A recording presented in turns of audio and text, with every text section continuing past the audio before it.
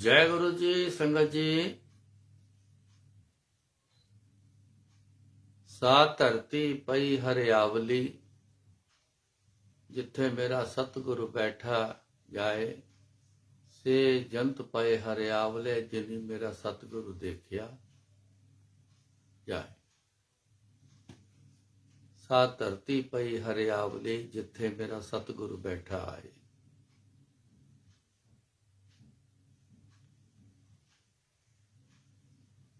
गुरु जी का दुनिया में आने का मतलब यही है कि जो सूख गए हैं किसी भी प्रॉब्लम से, उनको ठीक करना है।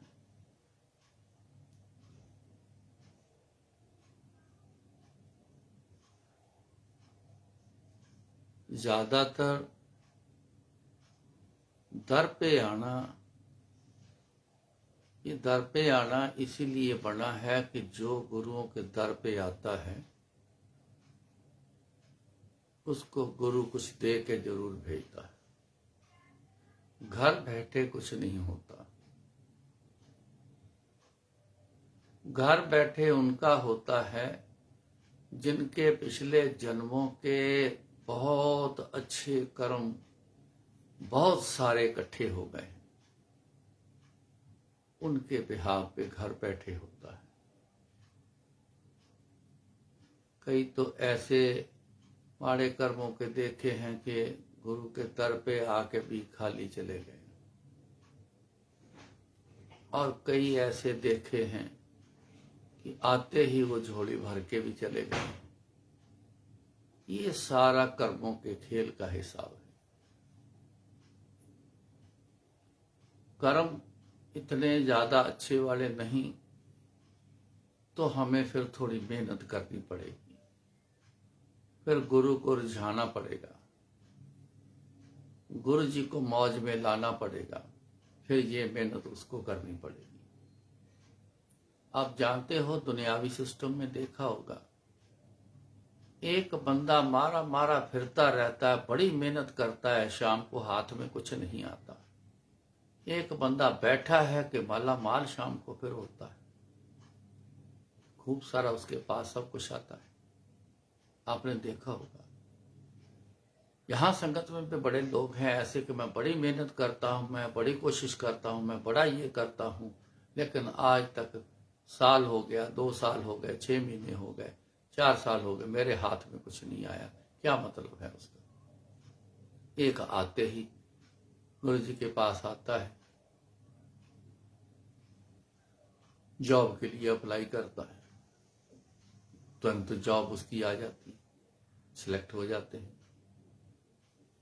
कारोबार शुरू करते हैं, फटाफट चलना भी शुरू हो जाता है, सारी विध बढ़नी शुरू हो जाती है, कामकाज की विध बढ़नी शुरू हो जाती है। मतलब है कि कर्मों का जो खेल है वो चलता है।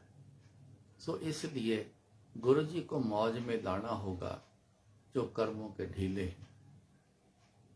जो कर्मों के बली हैं वो तो आवाज दे देते हैं गुरु जी उसको। किसी को बोलते थे ना, आपने सुना होगा, या फलाने को बुला के लेके आ।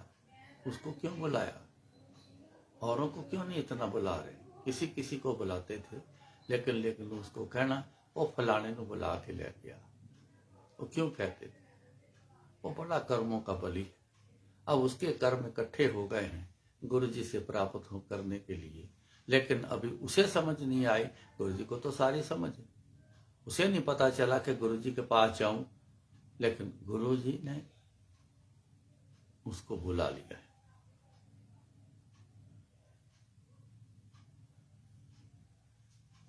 ये सारा कर्मों का खेल।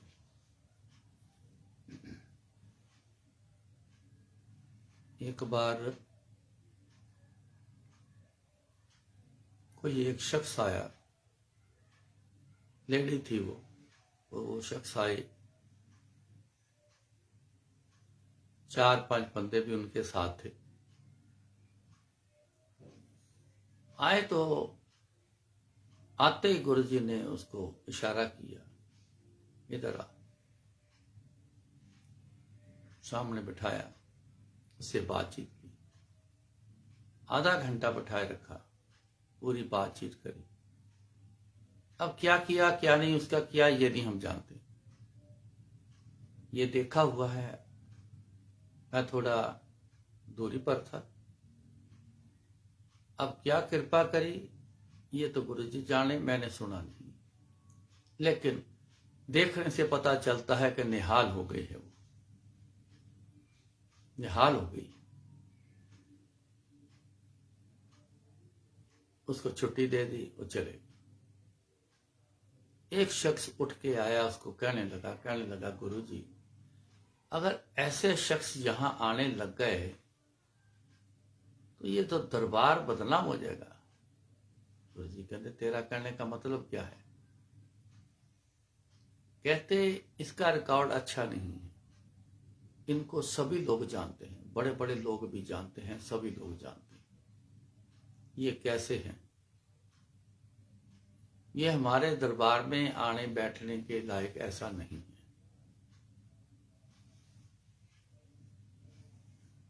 गुरु जी कहते तू ज्यादा जानता है कि मैं जानता है? कहता जी इसके बारे में जो मैं जानता हूं मैंने वो बात कही। फिर गुरु जी बोले, कहते इस जन्म के बारे में जानता है कि पिछले जन्मा के बारे भी जानता है? अब जवाब उसके पास नहीं, चुप हो गया। फिर गुरु जी बोले, कहते मेरे पास डाकू ने भी आना है, चोर ने भी आना है, माड़े बंदे ने भी आना है, अच्छे बंदे ने भी आना है, बुरे से बुरे वाले ने भी आना है, कुकर्मी ने भी आना है, पाप वाले ने भी आना है, अच्छे वाले ने भी आना है, संत ने भी आना है। मेरे पास तो सभी ने आना है। ये दरबार खुला है, रखा हुआ है हर किसी के लिए। मेरे पास हर टाइप का बंदा आएगा, अपनी प्रॉब्लम लेके आएगा कि मेरी ये प्रॉब्लम दूर हो जाए। कोई भी बंदा कोई भी कर्म करता हो वो अपने लिए करता है, अपना कर्म खुद भोगेगा। मैंने क्या लेना देना उसके कर्मों से, वो कैसा है कैसा नहीं। कहते पापी बंदे के पाप साफ करने के लिए तो मैं आया हूं, गलत बंदे को ठीक करने के लिए तो मैं आया हूं। तो जो ठीक बंदा आएगा, संत आता है, कहते मैं उसका क्या करूं बता, क्या करूं उसका? जो ऑलरेडी पहले वो ठीक है, ठीक रास्ते पे है, मैं उसका क्या करूं? बड़े बड़े गुनाह जिन्होंने किया मैं उसके लिए आया हूं, मैं पापियों के लिए आया हूं, गलत बंदों के लिए आया हूं, उनको सबको ठीक करने के लिए आया हूं, उनको आगे ठीक रास्ता दिखाता हूं। आगे के जन्म तेरे अच्छे हो जाएं वो मैं उसको निशाना देता हूं। कहते हैं पिछले जन्म के इसके बहुत अच्छे कर्म हैं, बहुत अच्छे ज्यादा कर्म इकट्ठे हुए पड़े।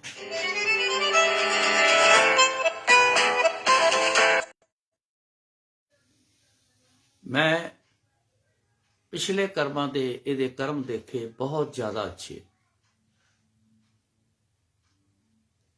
उसी के बिहाफ पे ये अमीर भी बहुत है, हर चीज भी इसके पास है, बादशाही जैसी है। फिर ये क्यों है?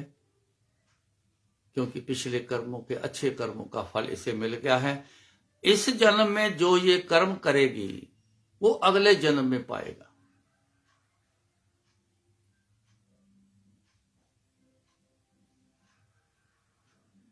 इसमें तेरे को फिक्र करने की जरूरत नहीं है। गुरु जी कहते अच्छे कर्मां दे हिसाब सिद्धांत दे नाल कारोबार अच्छे मिलते, घर अच्छे मिलते, पोस्ट अच्छी मिलती, जॉब अच्छी मिलती, सब कुछ अच्छा मिलता। कहते तू दस कि तू अज सैकटरी क्यों नहीं बनया, तू क्यों नहीं सैकटरी बनया, दस मैनू दे जवाब। तेरे भागां विच सैकटरी बनना नहीं, क्यों तू उदा दे कर्म नहीं कीते हुए। मैंने ये देखा हुआ है, पता भी नहीं होता आदमी को। तो गुरु जी ने उसकी अगली पोस्ट के बारे में, उसको अगली पोस्ट के नाम से उसको बुला देना। आओ जी सैकटरी साहब, उन्होंने कहना जी मैं तो सैकटरी नहीं है। कहते अगे चल के देखी। कईयों को उम्मीद नहीं होती थी इतनी जल्दी भी मिल जाएगी, यहां तक कि कब इंक्रीमेंट होनी है, कितने साल लगने हैं, होप नहीं होती थी। लेकिन गुरु जी ने जब बोल दिया जा तेनू बना देता, तो कुछ ही समय में वो बन जाना। कर्म के हिसाब से ये मिलता है। तो बंदा वो चुप हो गया।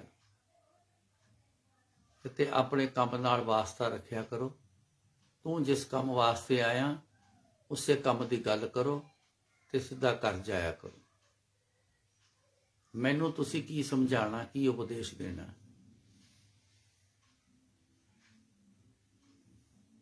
सा धरती पई हरियावली जिथे मेरा सतगुरु बैठा है।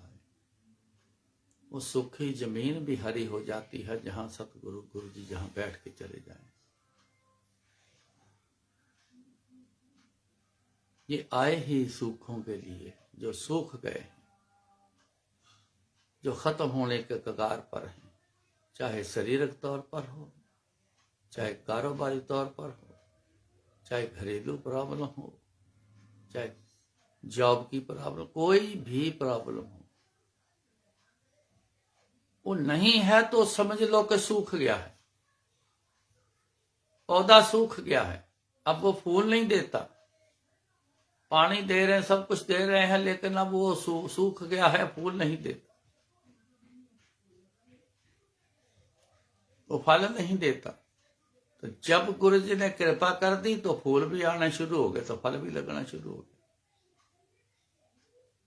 बहुत एक कमाल के मैं आपको एक इशारा सत्संग से देता हूं। जब मंदिर बन रहा था तो वहां से मेन रोड पर मेरे को फोन करने के लिए जाना होता था। जहां टी पॉइंट है ना, वहां पे एक दुकान होती थी, एक दुकान होती थी, उसके पास सब कुछ होता था, एसटीडी भी था उसके। तो मैं उसके पास फोन करने गया, तो जब मैंने रोड क्रॉस करी तो 2 इंच मोटा एक डंडा होगा, टेढ़ा सा, एक किसी पौधे का टूटा हुआ, वो सड़क पर पड़ा था। ऊपर से गाड़ियां निकल रही, ट्रक निकल रहे थे, गाड़ियां निकल रही थी। जाती दफा नजर मेरी पड़ी है, लेकिन मैंने क्या लेना देना। मैंने सड़क क्रॉस करी, मैंने फोन किया, फोन करके तो मैं वापस आया। मैं फिर जब वापस आया तो उस डंडे के ऊपर से निकलना था या साइड से निकलना था, पता नहीं, ऐसे मैंने वो डंडा उठा लिया। चलो रास्ते में पड़ा, लगेगा किसी के कुछ, ऐसे बस मन में आया, मैंने वो डंडा उठा लिया। वो करीबन 4-5 फुट लंबा होगा। उन दिनों में कुछ बुरे वहां के लोगों के साथ पाला भी मेरा पड़ा हुआ था। तो रास्ते में कहा चल यार इसको ले चलता हूं, कभी जरूरत पड़ेगी तो देख लेंगे, क्योंकि बुरे लोगों का वास्ता पड़ चुका था वहां, मंदिर को बनाने में तंग कर रहे थे। तो जैसे ही मैं गेट के अंदर आया तो गेट के राइट साइड में जहां एक क्यारी शुरू होती है ना, आपने देखा ड्राइववे के राइट साइड की दीवार के साथ क्यारी शुरू होती, वहां पे मैंने ना वो डंडे को क्यारी में जोर से ऐसे मार के गाड़ दिया। चल यहां बस मन में आया, जैसे है मैंने वहां गाड़ दिया, पर्पस कोई नहीं, चलो यहां पड़ा रहेगा। माली ने मेरे से एक दो बार पूछा, वो डंडा आपने एक गाड़ा है, कोई मतलब है उसका, उतार दूं या रख लूं? मैं कहा रहने दे, तेरा क्या लेता है। पता नहीं वो भी ऐसे बिना सोचे समझे वैसे बोल दिया कि रहने दे, तेरा क्या लेता है। 15-20 दिन निकल गए, महीना निकल गया। माली ने मेरे को बुलाया, कहते सर जी इधर आओ।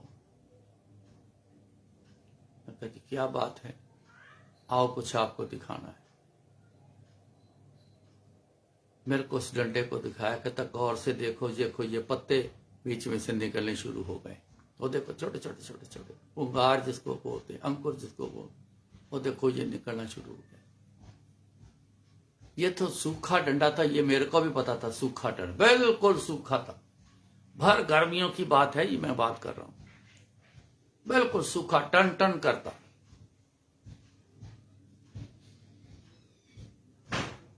देखते ही देखते कुछ दिनों में पत्ते सारे बाहर निकल आए, वो बड़ा अच्छा एक पौधा बन गया। उसकी कटिंग वटिंग करके उसको अच्छी शेप में भी लेके आए। अब ये इशारा क्या है इस सत्संग का? जैसे ही गुरुजी के मंदिर में वो सूखा हुआ डंडा आया, अंदर की ऐसी वाइब्रेशन थी गुरुजी की कि वो सूखा डंडा हरा हो गया, वो हरा हो गया। जिंदगी में मेरे लिए ये एग्जाम्पल मेरे लिए सबसे बड़ी एग्जाम्पल है, आंखों देखी हुई, बहुत बड़ी मेरे लिए एक शिक्षा की एग्जाम्पल है। एक सूखा हुआ डंडा हरा हो जाना,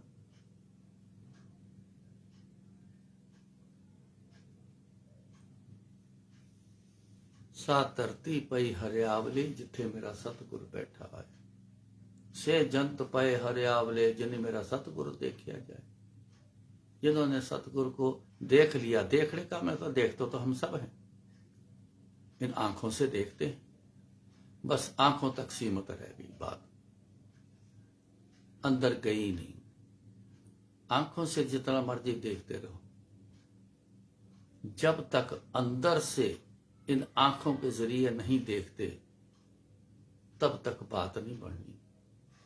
देखो हर काम के बीच में एक राज होता है, एक तरीका होता है। जब तक वो तरीका ना होगा, आप भी सियाने हो, काम नहीं होता, बात नहीं बनती। तो जिन्होंने सतगुरु को देखा है, किससे देखा है? आंखों के जरिए अंदर से देखा है। वो भी सूखे, खराब हो गए ना, शरीर खराब हो गए, मानसिक तौर पे खराब हो गए, पारिवारिक तौर पे खराब हो गए, कल्पना क्लेश हो गया, कई कुछ ही हो गया, चैन नहीं है अंदर से। तो वो बंदे भी सूखे हुए हो गए, कोई हरियावल नहीं, कोई खुशी नहीं। हरियावल खुशी का प्रतीक है, कोई खुशी नहीं। तो जिन्होंने इन आंखों के जरिए गुरु जी को देख लिया, वो बंदे सारे हरे भरे खुशहाल हो गए, निहाल हो गए, आनंदमयी हो गए।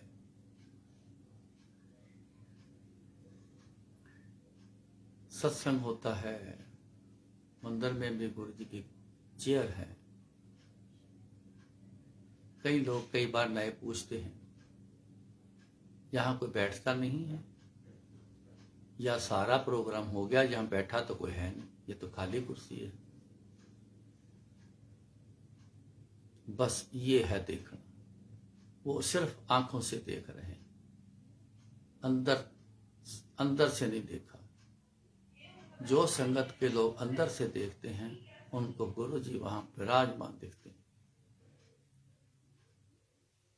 भले चलो कई बार अंदर से नजर नहीं आते, लेकिन एक अंदर की जो समझ है, जो अंदर का एक जो समझने वाला जो एक ऊर्जा है, वो कहता है कि यहां गुरु जी आके बैठते हैं, भले आंखों से ना दिखे, जरूर आते हैं, जरूर बैठते हैं।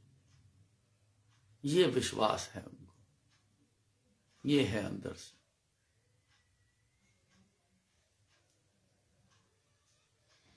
ऊपरी बातें करना, ऊपरे ख्याल से चलना, अंदर तक पहुंचना नहीं, तो बात बनेगी नहीं।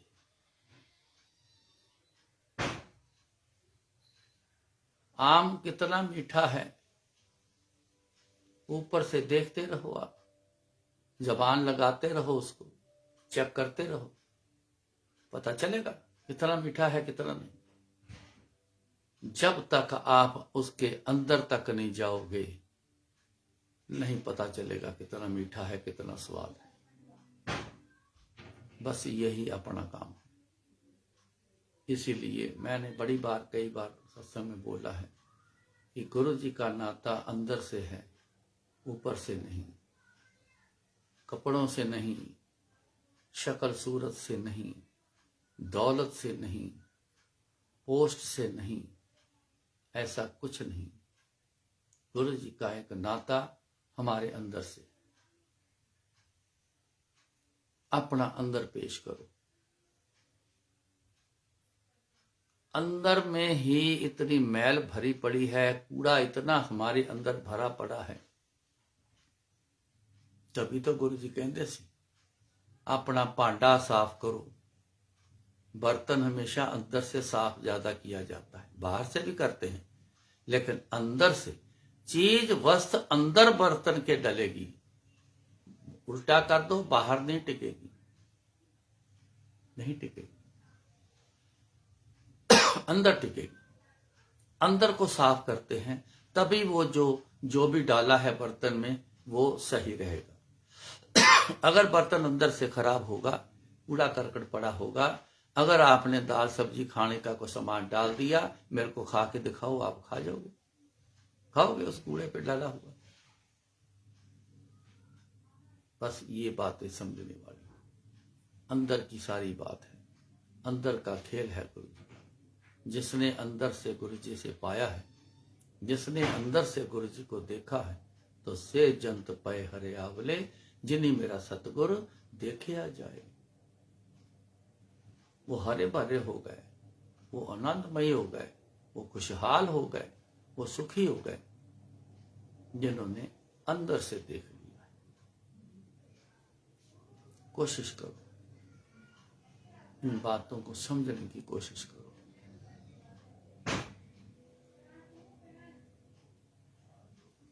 ये जितनी बातें रूबरू करता हूं, इसमें कोई ऐसी बात नहीं है कि अपने मन ख्याल से मैं करता हूं। मेरा ख्याल नहीं है, मैं मन ख्याल से ना बात करता हूं ना चलता हूं।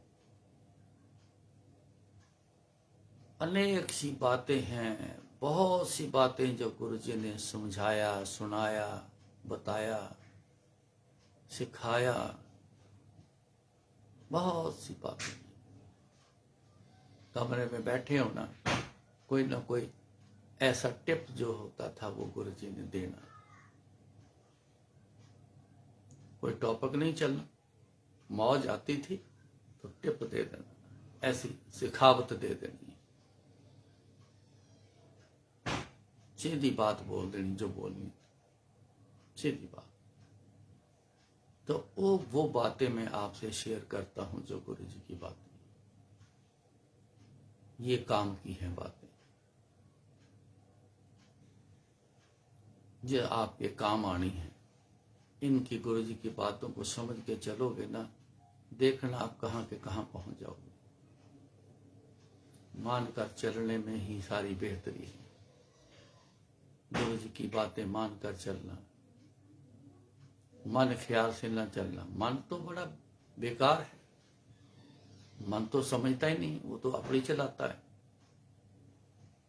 गुरुमुख लाहा ले गए, मन मुख चले गवाए जी। जो मन के हिसाब से चलते वो तो गवा के बैठ गए, उन्हें कुछ समझ नहीं। ये आप समझ लेना, जो गुरु के हिसाब से, उनके कहे के हिसाब से जो चलेगा ना, बस वो कामयाब है। जो सुन लेगा वो भी उस गुरु जी के कहे के हिसाब से चलेगा, वो भी निहाल हो, सब कुछ पा जाएगा। सो इतना कबूल करना, गुरु महाराज कृपा करें। फिर 1-2 दिन में आपसे रूबरू होंगे, जो गुरु जी बुलाएं बोलेंगे। जय गुरु जी।